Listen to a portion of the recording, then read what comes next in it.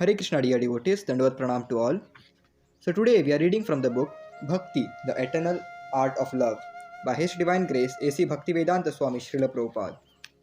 Starting with a new subtopic, happiness from non-devotional yoga is inferior. The mystic perfections achieved by actually successful yogis are 8 in number. Anima Siddhi refers to the power by which one can become so small that he can enter into a stone.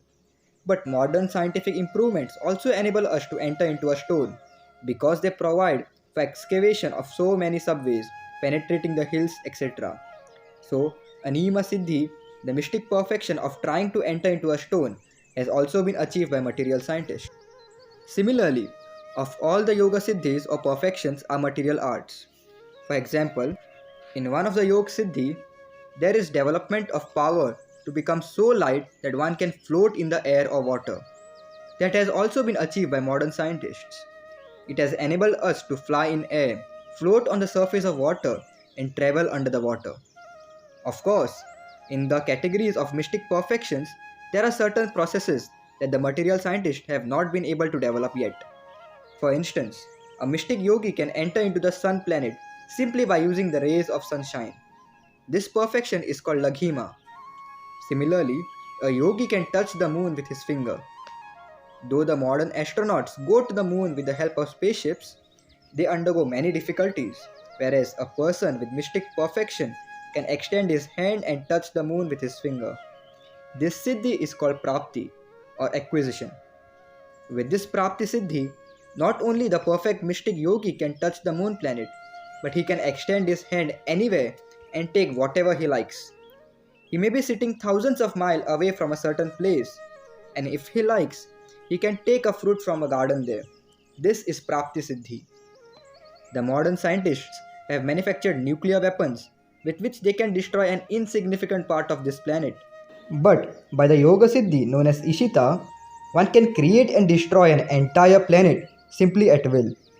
Another perfection is called Vashita, and by this, one can bring anyone under his control. This is a kind of hypnotism that is almost irresistible. Sometimes it is found that a yogi who might have attained a little perfection in this Vashita mystic power comes out among the people and speaks all sorts of nonsense, controls their mind, exploits them, takes their money, and then goes away. There is another mystic perfection which is known as Prakamya, magic. By this Prakamya power, one can achieve anything he likes. For example, one can make water enter into his eyes and then again come out from within the eye. Simply by his will, he can perform such wonderful activities. The highest perfection of mystic power is called Kama Vasayita. This is also magic, but whereas Prakamya power acts to create wonderful effects within the scope of nature, Kama Vasayita permits one to contradict nature. In other words, to do the impossible. Of course, one can achieve great amounts of temporary happiness by achieving such yogic materialistic perfections. Starting with a new subtopic, material happiness, temporary at best. Foolishly, people who are enamored by the glitter of modern materialistic advancement are thinking that the Krishna consciousness movement is for less intelligent men. I am better off being busy with my material comforts, maintaining a nice apartment, family, and sex life. These people do not know that at any moment they can be kicked out of material situation. Due to ignorance, they do not know the real life is eternal. The temporary comforts of body are not the goal of life, and it is due to only darkness of ignorance that people become enamored of the glittering advancement of material comforts. Śrila Bhaktivedanta Thakur has therefore said that the advancement of material knowledge renders a person more foolish because it causes one to forget his real identity by its glitter. This is doom for him because this human form of life is meant for getting out of material contamination. By the advancement of material knowledge, people are becoming more and more entangled in material existence. They have no hope of becoming liberated from this catastrophe. Starting with a new subtopic, rejecting the dream of material happiness. We are enamored by the glitter of this material world just as moths are attracted by fire. Moths enter with great speed into the fire without knowing that they are going to die. Their forceful entrance into the fire means sure death. Similarly, modern science has created some so-called comforts of life for temporary enjoyment, but at the same time, we take the risk of so many dangerous conditions. As the Srimad Bhagavatam says, Padam Padam Yad Vipadam.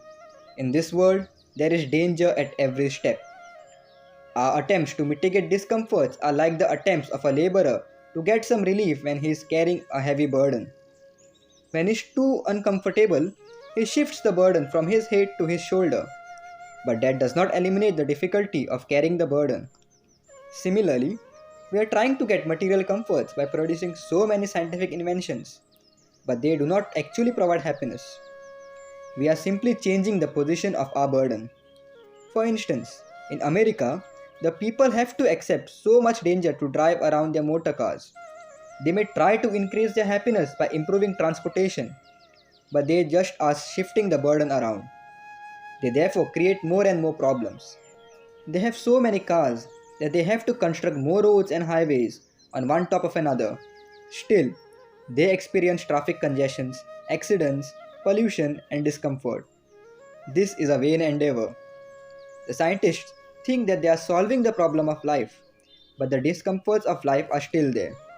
And the scientist must fail because this material world is by nature full of discomfort, as Krishna himself confirms in Bhagavad Gita, Dukkhalayam Ashashvatam. How then can you make this place happy? We may dream of something dangerous, that a tiger or snake is coming, and then we want to change to another dream. Similarly, our attempt to become happy in this material world by manufacturing some artificial means of happiness is simply a useless dream. Real happiness is to take shelter of the lotus feet of Krishna. So with this, we end with up today's part. Thank you very much. Hare Krishna.